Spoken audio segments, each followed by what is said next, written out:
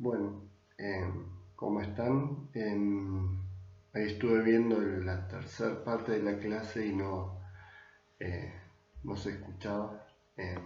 Me parece, después pensando que toqué algo cuando empecé esa tercera reunión de Zoom con el micrófono, algo seleccioné que eh, otro micrófono, no sé, algo así, y bueno, no se escuchaba nada. Lo que es una gran macana, digamos, pues tengo que hacer la clase de nuevo. Y bueno, pues se va a perder un poco de la charla con las alumnas que estaban allá, pero por otro lado, bueno, eh, puedo o pude organizarme para hacer esta clase.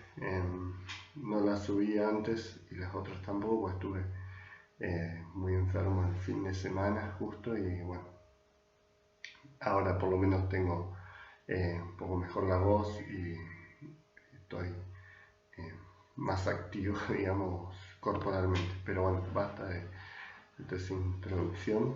Y lo último, que me puse el mismo uso como para disimular, pero bueno, una pavada. Entonces, ahí estaba viendo que venía la segunda parte de la clase del jueves pasado y había trabajado lo de la anorexia en su vínculo primordial con la madre, cómo se ha afectado. Eh, También había hablado del bueno, el extremo de la anorexia pura, que es llega a rechazar la ingesta de cualquier alimento, incluso a costa de su propia muerte, digamos, o el riesgo de esta, o la muerte efectiva, lo que da cuenta de un problema que va más allá de lo estético, digamos, cuando una persona se ve al espejo en ese estado, digamos, que terminan siendo hospitalizados y todo, no es que se ven todavía gordas, ya como pasando en algún punto de esa instancia. Después vamos a trabajar un poco eso corporal, pero lo que aparece es como un sujeto que quiere sacarse algo que tiene en el cuerpo.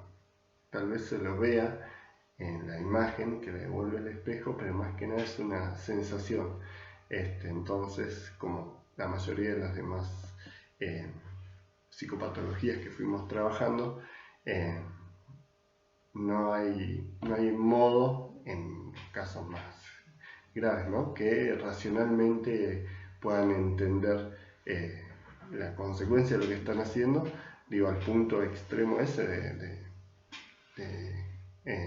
bueno, al borde de la muerte. Lo voy a repetir demasiadas veces por ahí, pero bueno, esa es como la prueba extrema de cómo lo racional, el raciocinio y trabajarlo como modos errados de razonar la situación y de pensarlo, sobre todo en el tratamiento, digamos, en sí, está un poco errado, o sobre todo no llega a hacer mella en el sujeto que está atravesado por esa situación o que sintomatiza de esa forma, ¿no? Hay algo que lleva al extremo el síntoma, lo que lo hace muy, muy complejo y muy difícil de tratar. Esta última parte de la materia vamos a trabajar dos problemáticas que son particularmente difíciles de abordar, que es el trastorno de alimentación, pero la anorexia puntualmente, trastorno de la conducta alimenticia, y el otro es el consumo problemático de sustancias. Estos dos elementos son muy complejos porque necesitan, sí o sí necesitan, decía, un abordaje interdisciplinario, complejo, tienen muy pocos avances en sí, son muy lentos, o en el caso del consumo problemático, tiene muchos avances y retrocesos que también hacen tortuoso el tratamiento desde la perspectiva profesional. Imagínense desde la familiar, digamos, ¿no? Como la familia, las personas cercanas sufren eso, y bueno, también obviamente el sujeto, digamos. que no termina de dimensionar la situación.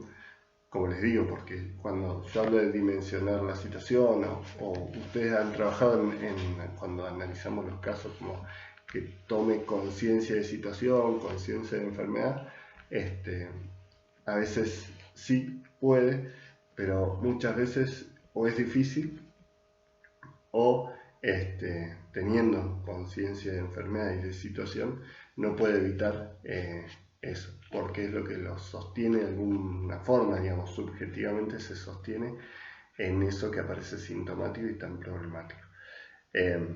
Volviendo a la situación de la anorexia, el sujeto que tiene esa problemática, digamos, está sintomatizando por ese lado, les decía que lleva la situación corporal al extremo por el lado del rechazo a la ingesta de alimentos.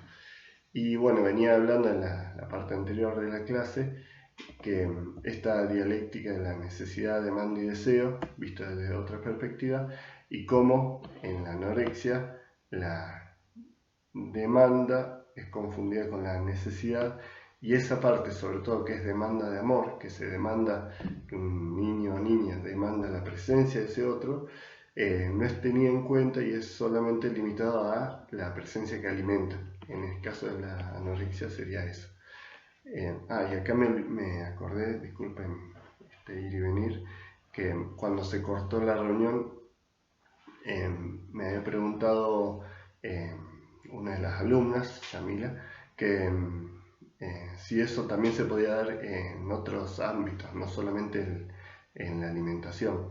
Y hay algo de eso que aparece, pero, y sí aparece el objeto en sí, el objeto bien de consumo del capitalismo, digamos, ¿no? El producto, el ser por el tener determinados objetos con brillos especiales,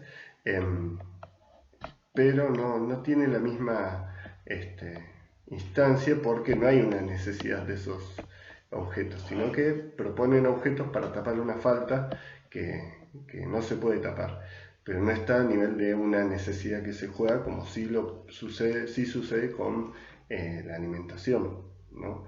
De la alimentación no puede escapar un niño, y en ese alimentarse, digamos, y ser alimentado por el otro, por alguien que encarna ese lugar de otro, ahí es donde se transmite esto de la necesidad satisfecha que sostiene la vida, digamos, que es la alimentación, y ese plus que es la mirada, el afecto, el cariño, la palabra, ¿sí?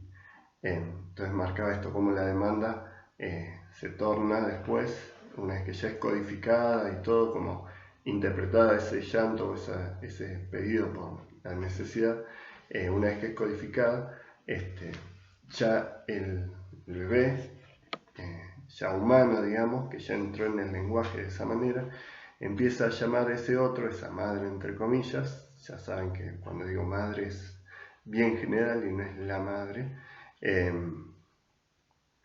Empieza a llamar a esa madre o a ese otro porque la presencia es lo que le da seguridad, le da satisfacción saber que hay alguien específicamente que está disponible, dispuesto a cuidarlo, alimentarlo, o eso extra que es acariciarlo, mirarlo, hablarle. Y eso es el otro polo de la demanda, que en el texto, en los textos van a ver que ahí es donde aparece ese, no el otro que tiene lo que necesita el sujeto y se lo da o no se lo da, sino el otro que le da algo que no tiene en realidad, que sería esto, el amor, ¿no?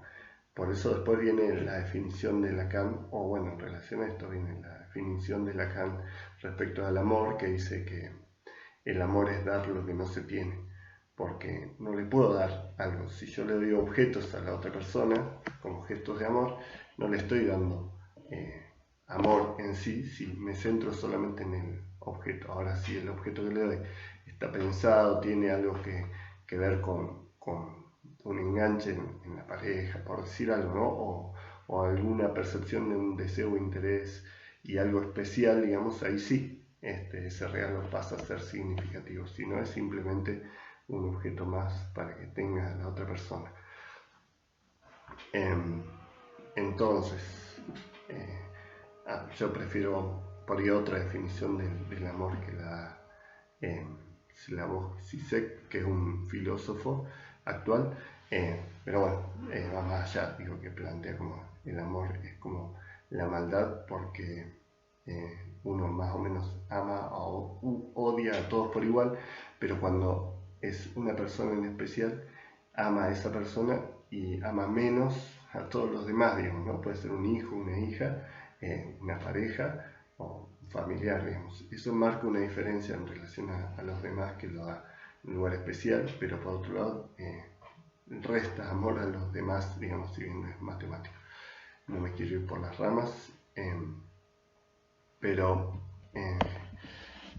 entonces la demanda, decía, es el llamado, una vez ya transformado el grito en llamado, es llamado por la presencia del otro y por esos gestos. En la anorexia, en la teoría que se plantea acá, en estos textos y de esta teoría, es que ahí hay una falla en donde esa persona no termina respondiendo desde la demanda de su presencia, sino desde la demanda pura de alimento para alimentarse, para sobrevivir. Entonces reduce esa demanda a un llamado a satisfacer la necesidad, y ahí es donde aparece un problema grave, digamos, porque ese otro, en ese punto, no aparece algo que no tenga, digamos, ese amor que puede dar o no dar, no aparece presente. Entonces todo queda, si todo queda realmente reducido a la alimentación, ese otro aparece como completo, absoluto, en tanto no hay una falta ahí y no hay nada más que pedir más que alimento, digamos.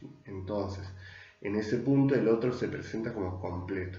Y saben bien, espero que sepan bien, que cuando el otro se presenta como completo frente al sujeto, el sujeto empieza a tener desarreglos, digamos, empieza a eventualmente a hacer síntomas, porque no se las puede ver con un otro completo. Si uno es más o menos neurótico, más o menos, sí, vamos a decir más o menos neurótico, en la psicosis también puede pasar, y se encuentra con un otro absoluto donde no hay lugar para el sujeto y no hay lugar para el propio deseo, empieza a hacer acting, pasaje al acto, o síntomas, digamos, ¿no? Y en esto, digamos, en niñas y niños, ya expliqué por qué suele hablar en el texto de anoréxica, pero bueno, más allá de eso, decía que en niñas y niños, en bebés sobre todo, cuando esto pasa, no es que ahí va a empezar a hacer sintomatología, digamos, sino que lo va a hacer en general. Estadísticamente está comprobado, digamos, estadísticamente nada más, suele aparecer en la adolescencia. Lo que también nos va a llevar a pensar otra cuestión, que es en relación a la sexualidad, cuando aparece la sexualidad en relación a lo genital, en la adolescencia, ¿sí? En la pubertad. Eso ahora después lo voy a trabajar. Entonces, bueno, está esa confusión, digamos, entre necesidad y demanda, y lo que no deja lugar al sujeto en sí, pues se presenta un otro como absoluto, entonces no hay lugar para el deseo del sujeto. Y entonces, si es un sujeto que está estructurando una neurosis obsesiva, histeria, por ese lado, digamos, va a rebelarse contra ese otro que se presenta absoluto. La forma de rebelarse va a plantearse acá. Si es en relación al alimento, la forma de rebelarse que va a tener el sujeto es ese deseo de nada, digamos, rechazar y restringirse en la ingesta de cualquier tipo de alimento.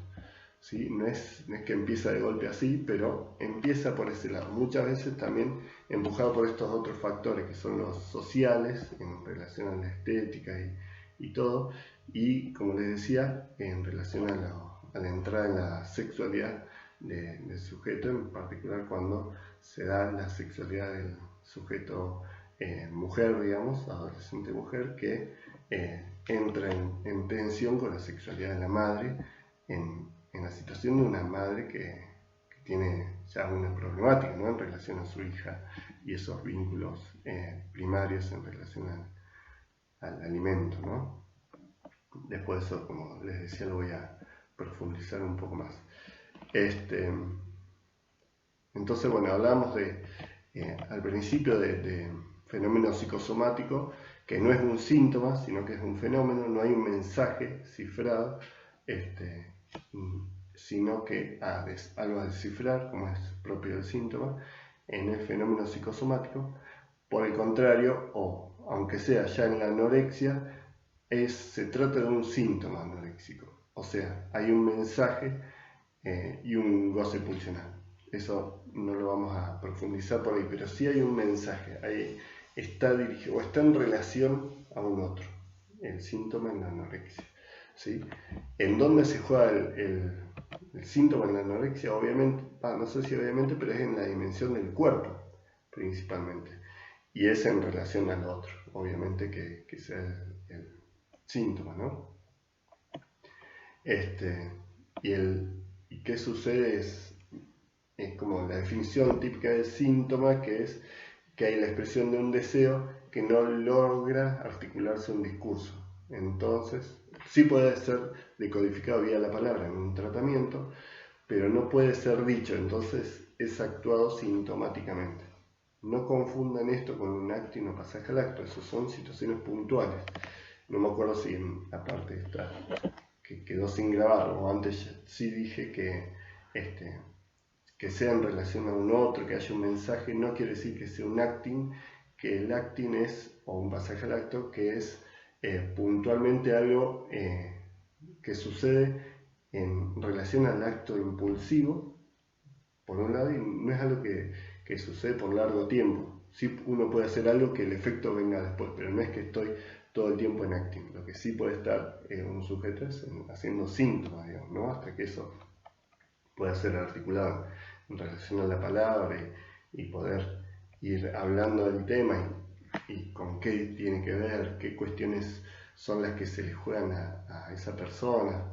Piensen, tengan muy presente que esto igual no lo van a trabajar en clínica, seguramente lo trabajan desde la clínica del cognitivo-conductual, pero no es tampoco, no se queden con la idea que tienen que decirle al paciente o a la paciente esto con qué tiene que ver de tu historia.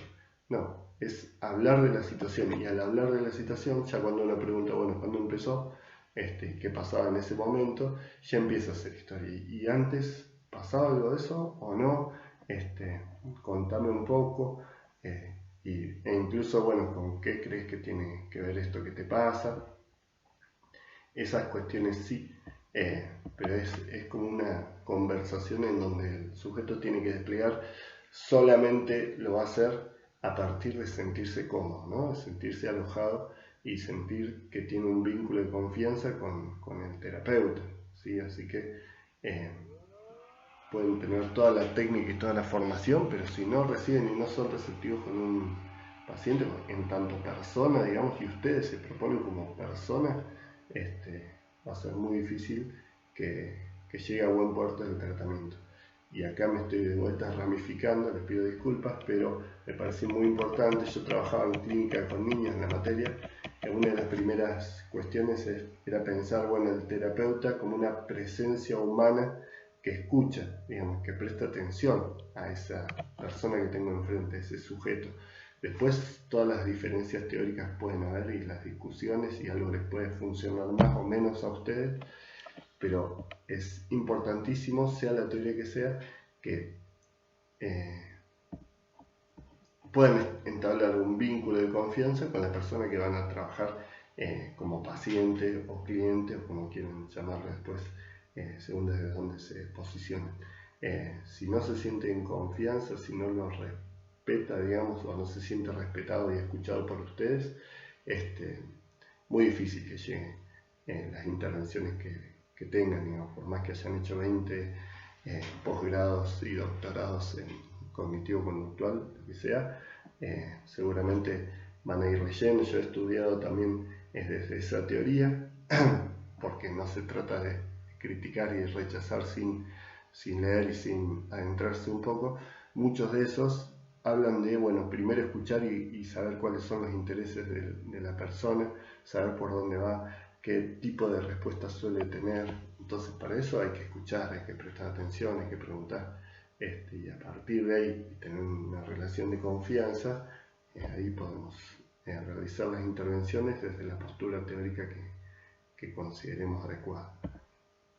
Este es mi consejo, que va más allá de pensar, no, el psicoanálisis sí, lo demás una porquería, o al revés, no, el cognitivo conductual es lo único que resuelve rápido el problema, y el psicoanálisis es dar vuelta todo lo que quieran, puede ser respetable, si es fundamentado, como va a tener que ser el examen que vamos a hacer ahora el jueves. Les voy a llevar las consignas.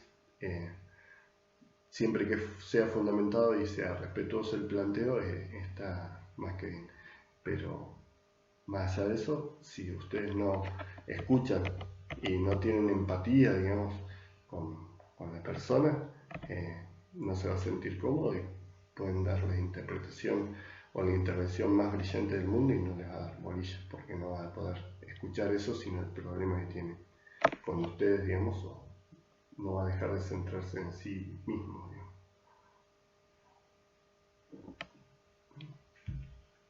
Volviendo a esto, me virtué muchísimo. Estaba planteando que la negativa a comer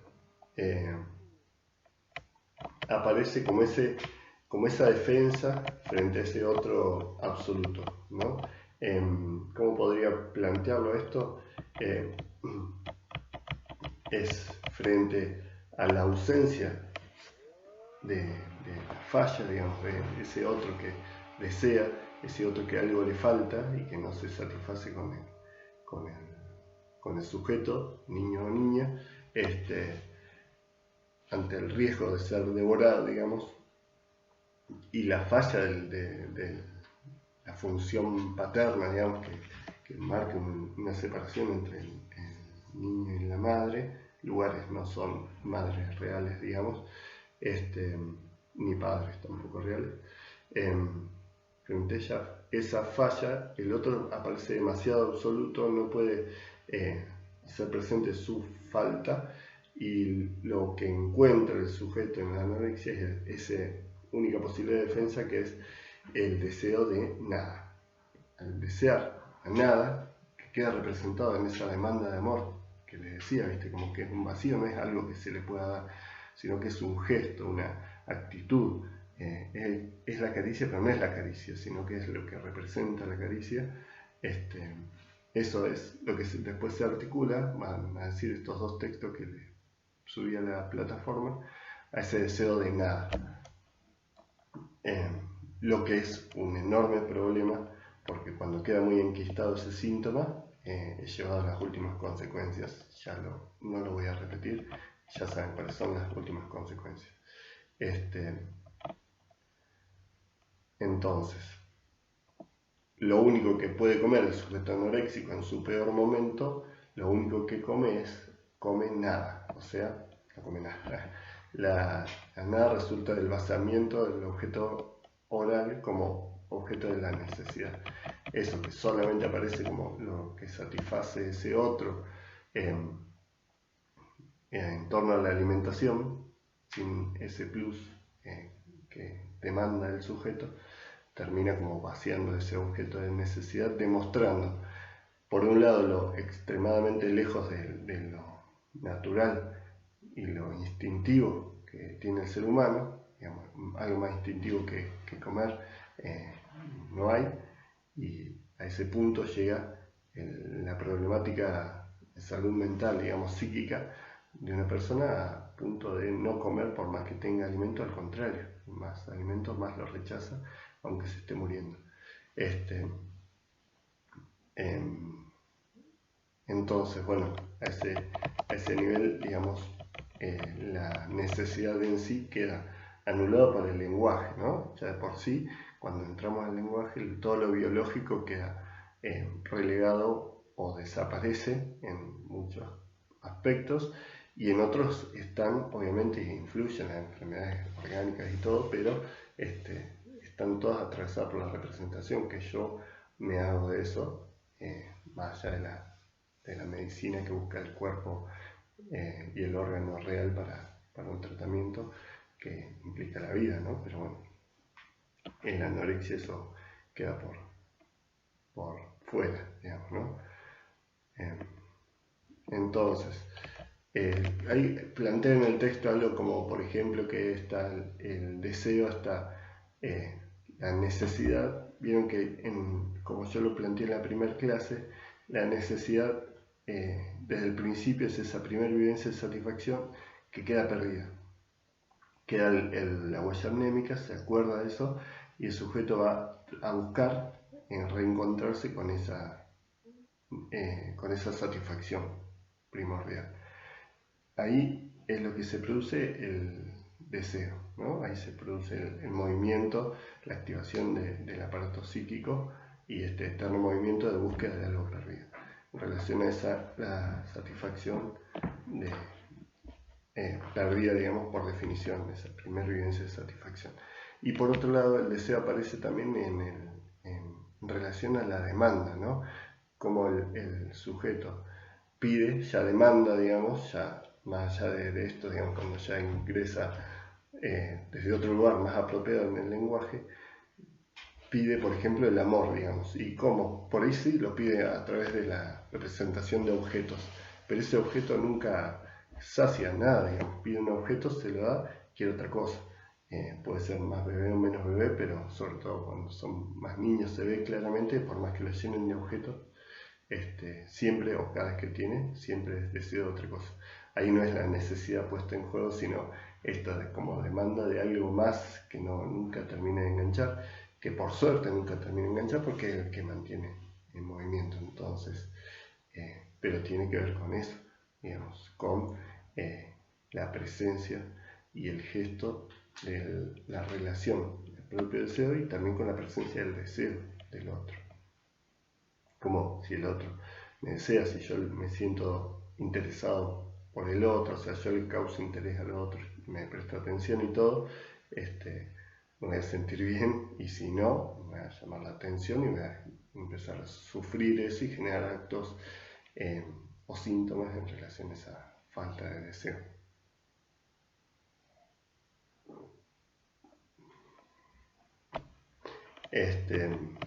Bueno, esto lo planteamos también en la parte que no se escuchó, que esto implica que los tratamientos que son interdisciplinarios y en general tienen un problema en cuanto cuando se arma toda la red terapéutica de nutricionistas, psiquiatras o no necesariamente psiquiatras, pero médicos, pediatras, que son los médicos de adolescentes,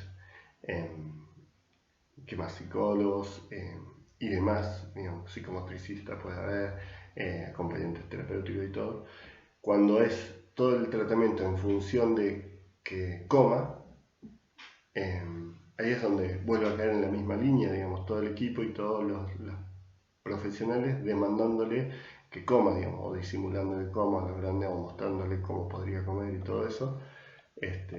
Y no es por ese lado, digamos, donde se puede intervenir y llegar a buen puerto, porque ahí estamos en el mismo lugar que el otro materno, ¿no? Que viene con el imperativo, come.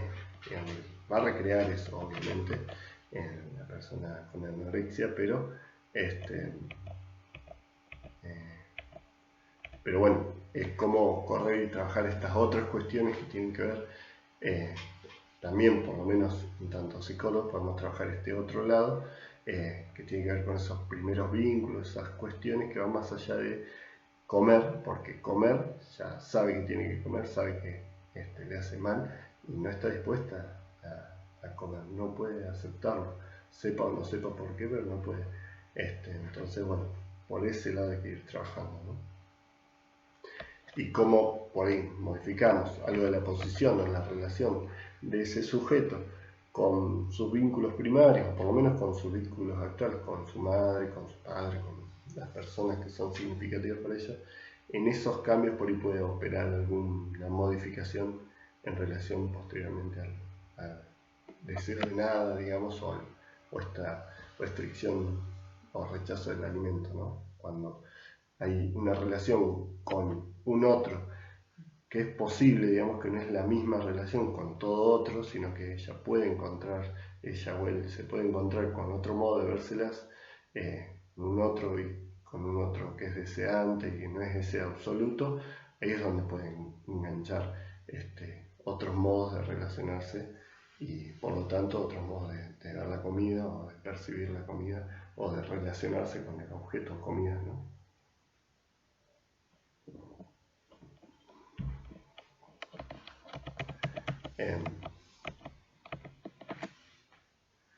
Bueno, y no me acuerdo si le había dicho que en los textos habla de cómo la palabra anorexia, que es griega, evoca al deseo de comer o la ausencia de deseo de comer y no al hecho de la ingesta, ¿no? Y como eso, bueno, es un poco lo que sucede acá. La otra cuestión que quería trabajar, porque se me está extendiendo mucho, pero bueno, yo supongo que va a estar bueno para que ustedes le presten atención y lo piensen y vean estas clases por ahí en 1.5, 1.25, pero bueno, era en relación al cuerpo. Yo les planteaba, creo que no, en la tercera parte que no se escuchó, que en el escenario del cuerpo es donde acontece el síntoma de la persona histérica, del sujeto, y en donde se encuentra, por un lado, hay otra vertiente del cuerpo, no solamente el cuerpo, la imagen corporal, la imagen que yo tengo y la imagen que yo transmito, digamos, cómo soy visto, cómo yo soy mirado, digamos, o yo me miro, me veo, me percibo, sino también cómo el cuerpo va a plantear estos textos, el cuerpo civilizado y el cuerpo que es el que se comporta de acuerdo a los cánones, más o menos estamos vestidos, más o menos de una forma aceptable para este lugar, para este ámbito. Fíjense, todos tenemos más o menos la misma ropa, ¿no? Un pantalón, un buzo, un pullover, bueno, variaciones, pero eso es como el cuerpo civilizado, digamos.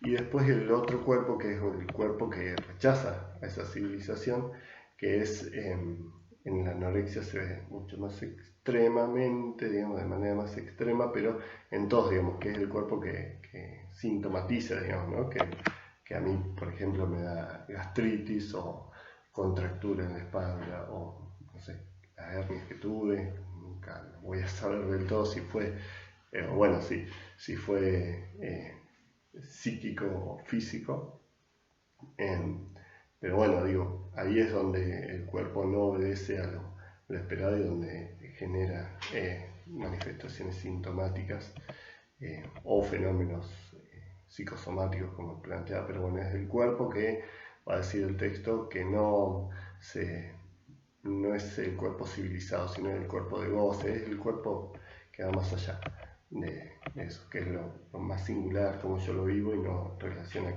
cómo me miran los demás. Bueno, y decía, en relación al cuerpo, bueno, un cuerpo que está tremendamente afectado en la anorexia por esta cuestión. Y en relación a este cuerpo que va más allá de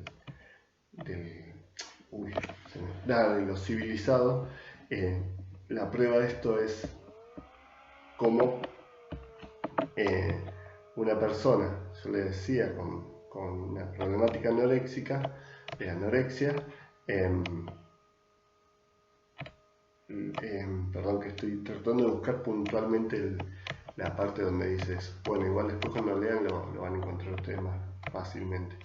Les planteaba que en algún punto la persona con anorexia, a pesar de la imagen y la imagen incluso mortífera, esquelética que puede llegar a tener, hay algo que se quiere sacar de ese cuerpo, y no es algo que le devuelva la imagen, no es que la imagen le devuelva software, sino que hay algo que se quiere sacar de su cuerpo que tiene que ver con esta nada, que tiene que ver con ese vínculo primario con la madre, entre comillas, ¿no?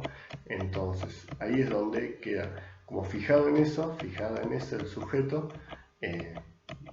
más allá de todo, digo, queda fijado y al extremo de la muerte, porque quiere sacarse algo que no se lo puede sacar orgánicamente, pero no encuentra ninguna otra forma más que no comiendo, no tolerando ningún tipo de alimento, ni tampoco eso, no comiendo como única forma, o tratando de ser más flaco, más flaco, más flaco, no por la imagen, no para hacer algo estético, sino sacarse esa parte de su cuerpo, aunque plantea en el texto como sacarse las rodillas, digamos, cuando queda solamente los huesos de las rodillas sobresaliendo, los codos, es como incluso eso le da la pauta que algo más se tiene que sacar, ¿no? Entonces, bueno, y ese otro cuerpo, digamos, que es el sintomático, el cuerpo no civilizado, es el cuerpo que sufre, digamos, y que busca esas otras satisfacciones que generan sufrimiento, ¿no? Está ahí como esas fijaciones en determinados sufrimientos de los que uno no se puede correr, digamos, en el caso como extremo de la anorexia, ¿no? Es el cuerpo que no puede ser colectivizado a plantear el texto, no puede ser puesto en relación a los demás. Bueno,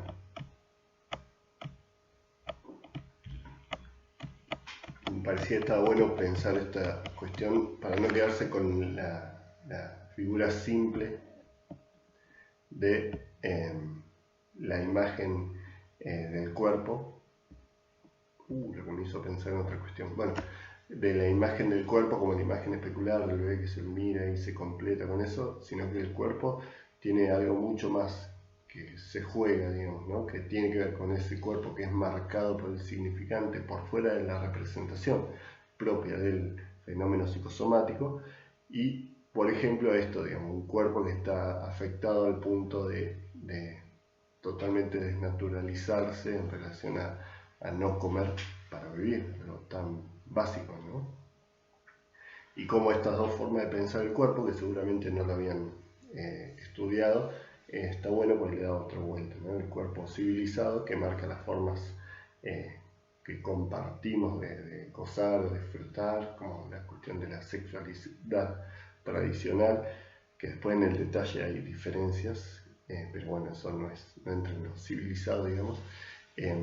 La sexualidad, el disfrute, el vínculo, no sé, los modos de tomar o fumar, que son como socialmente aceptados, y después está estos otros modos de afectar el cuerpo o de goce, digamos, de encontrar algunas fijaciones en el cuerpo que no es lo civilizado, digamos. Entonces es un modo de satisfacer, entre comillas, en el displacer algo del cuerpo que no se puede comparar con otros, no se puede poner en relación y demás.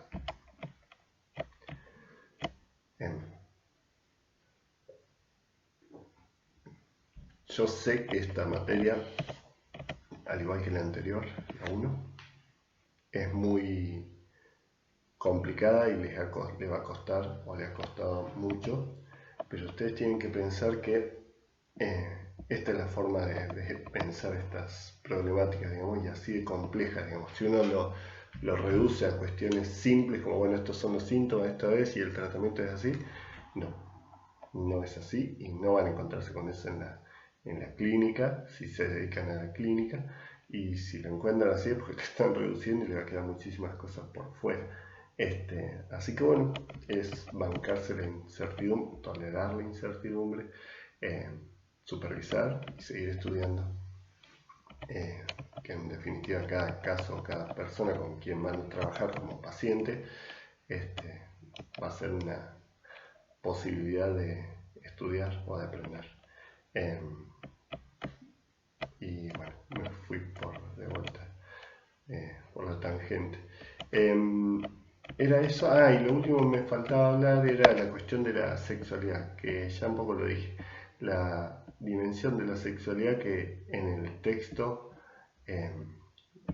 lo explica en el sentido, bueno, ¿por qué en la adolescencia suele aparecer la anorexia, que tiene que ver con la aparición de la sexualidad a nivel genital y cómo verse como mujer, en caso de las mujeres, digamos, de las adolescentes, se pone en tensión con qué lugar le da o no le da como mujer la madre, digamos, de esa persona en los primeros cuidados.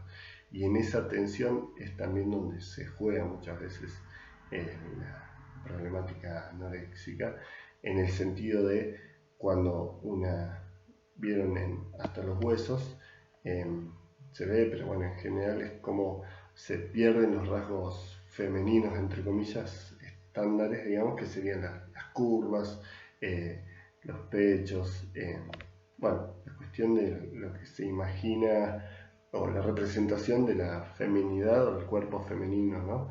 Todo eso que son rasgos distintivos, digamos, sí, de figura masculina, digamos,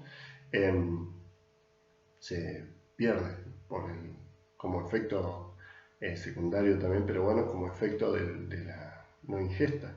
Pero además de eso, la ropa grande, ese aspecto bueno, indefinido a nivel sexual, que también hay algo de la moda ahora, pero aparece como algo puntual, digamos, con otra función en estas personas, que no solamente por la ropa, pero cuando se suma todo el trastorno alimenticio, digamos, alimentación, que es el principal efecto, esto aparece también, ¿no? Como la pérdida de rasgos de feminidad, en donde entra ahí puede haber como una competencia con la madre, hay algo ahí que se le juega. Si lo pensamos desde el complejo de Edipo también, ¿no? Como esa disputa con la madre por el amor del padre y todo eso en relación a cuando parece más deseable por la cuestión de lo genital, digamos, y bueno, todo el desarrollo corporal. Ahí aparece también como un rechazo de ese otro que rechaza aparentemente, no es tan activamente el rechazo de parte de la madre, digamos, sino que es más como una incorporación que hizo el sujeto en su historia, como cuando llega ahí también aparece esto como cómo se apropió el sujeto de ese vínculo con la madre. Por eso no es que la madre es el responsable, la culpable de todo, sino que está en juego mucho de cómo el sujeto incorporó, interpretó o entendió o pudo ubicarse frente a la situación, ¿no? Acuérdense que yo le decía, y no era casual, que la escena es del otro, lo que propone es el otro, su historia y la lógica y la pertenencia a la familia y todo, pero la respuesta es del sujeto. ¿Sí? Entonces decir que la culpa es de la madre, la culpa tiene que ver con esto, sí, acá se presenta como madres estragantes, pero siempre está en juego la respuesta de qué pudo hacer el otro con esa situación planteada, con esa escena planteada, ¿no?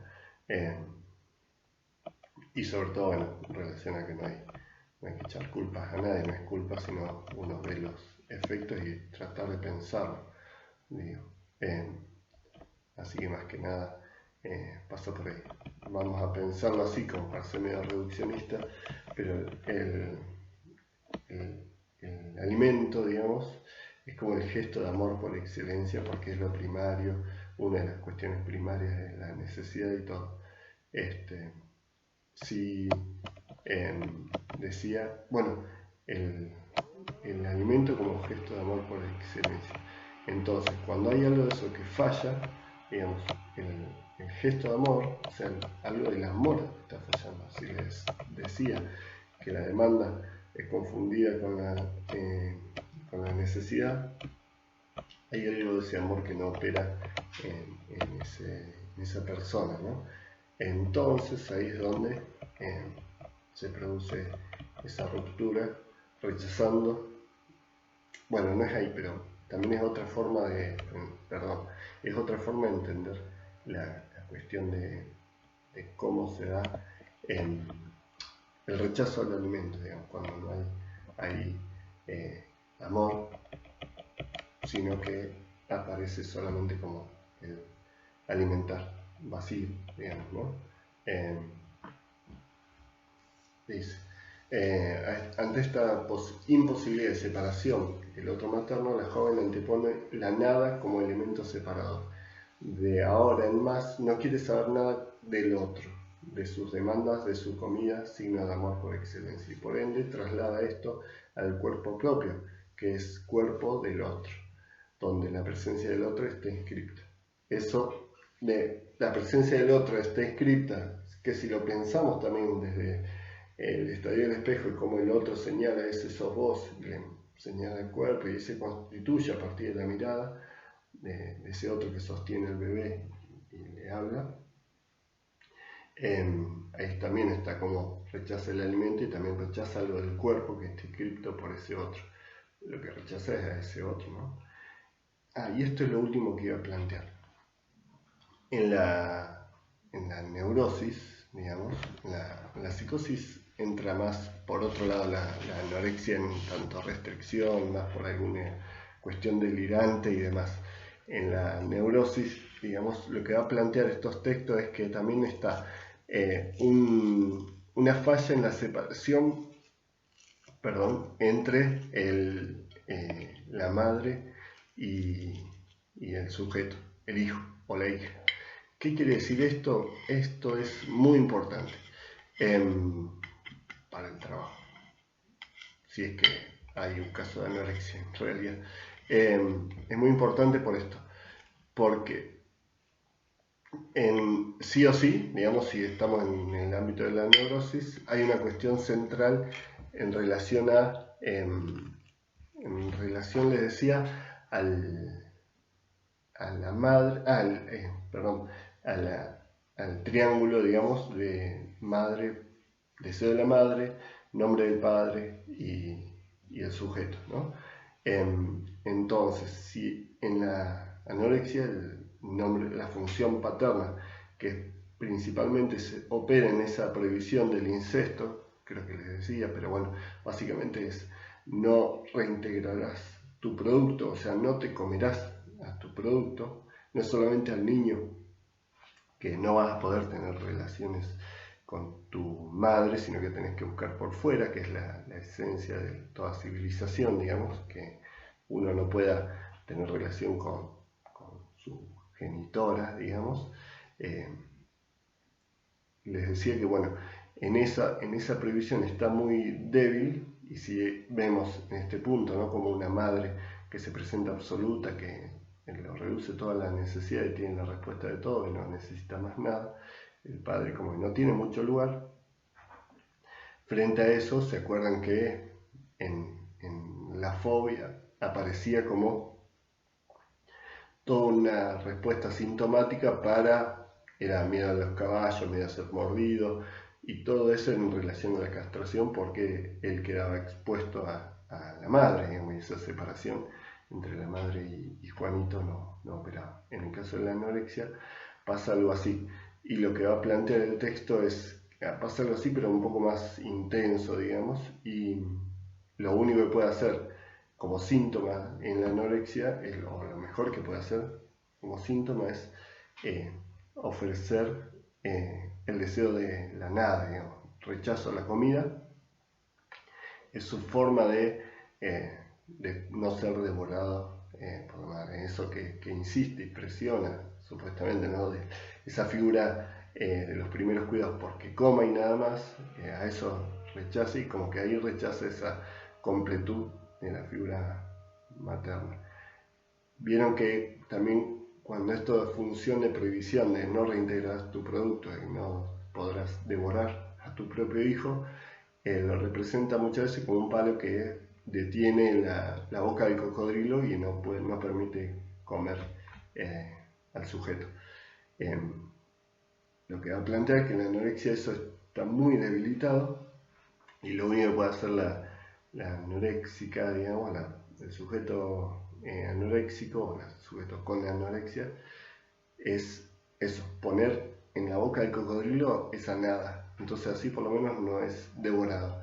Pero eso el costo es de un altísimo por esto vital, y también va a plantearlo como que hay un deseo que está terriblemente debilitado por eso mismo. Entonces eso también hace muy difícil que se movilice la persona con anorexia hacia otro lugar más que desear la nada. Y si lo pensamos, y ya termino con esto, si en el deseo como lo vital, lo que pone en movimiento, y lo que se opone a eso, que sería el goce, pero no vamos a caer en eso, sino lo que se repite, lo igual y lo mortífero, fíjense a qué punto llega lo mortífero, que es la muerte, es casi lo que está ofreciendo el sujeto con anorexia, y no encuentra nada de lo vital que lo ponga en movimiento y lo aleje de eso, de esa devoración, de ese conflicto que tiene con ese otro primordial, más allá que esté o no esté en la actualidad, digamos, cuando esté haciendo el tratamiento.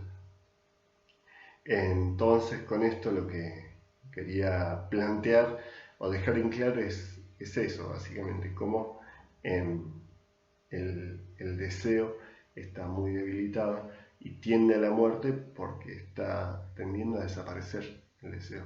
¿A qué vamos a apostar nosotros? Primero, que esté vivo, pero el camino muchas veces es por el lado del deseo.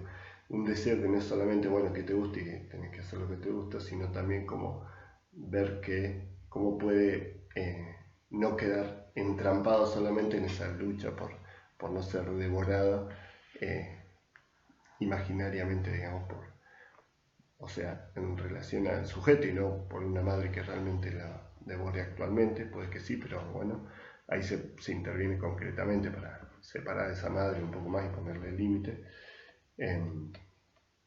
De cómo crear un espacio, poder separar un poco o separarse de la madre, de esa idea, digamos, y poder crear un espacio que sea deseante, aunque sea primero en el espacio terapéutico. Ahí es donde va a encontrar otras posibilidades, se va a abrir otras posibilidades, que no sea todo el tiempo esa lucha por no ser devorada, y a la vez una lucha que la lleva a la muerte, ¿no? Entonces, bueno, por ahí después sí aparecen todos los deseos e intereses que siempre están, pero bueno, a veces hay que generar el espacio, generar las condiciones y sobre todo permitirle lograr que no sea devorada, digamos, y que pueda eventualmente como relajarse mínimamente y no estar todo el tiempo en esa lucha por no ser devorada, ¿no? Así que, bueno, eso es cuestión de la anorexia. Espero que haya sido entendible y bueno, les agradezco. Bueno, espero que... y lo otro que decía en la clase, que no sé, en la parte que no se grabó, es que ahora les voy a dar la consigna este jueves, todavía tengo que ver bien si son casos o un caso, con, bueno, preguntas puntuales, pero sobre todo a desarrollar y fundamentar para ver cómo lo hacen para entregar el otro jueves, sí, el jueves siguiente. No doy fecha porque tengo que fijarme, pero bueno, eso, sí, básicamente es este jueves que viene para entregar el otro jueves, y ahí vamos a ir trabajando. Les mando un saludo y bueno, nos vemos este jueves sin cortes ya. Saludos.